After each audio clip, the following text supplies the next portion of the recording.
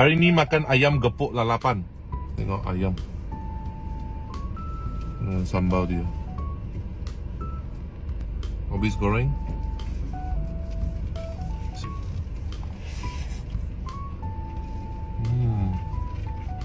Ada orang kata lepas makan ni esok pergi toilet non-stop. Ya, betul. Tapi hari ni nak makan lagi juga. Bismillah.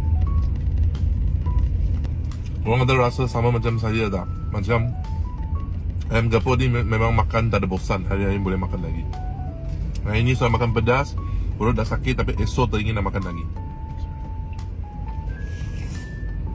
Ayam gepuk lalapan ni special apa? Tengok di sini bagi tahu satu keping begitu besar.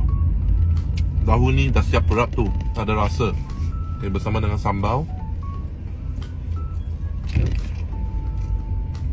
Dekat lalapan sini ada banyak menu lagi tau. Sebab kita yang pakar dekat masakan Jawa, jadi dekat lalapan sini selain daripada ayam gepuk, kita juga ada ikan bakar, ayam bakar, sate Jawa. Orang ada datang ke Bukit Tinggi sini, ada datang ke Klang sini, boleh singgah dekat sama lalapan Bukit Tinggi, merasakan masakan Jawa kita. Bismillah. Tempe.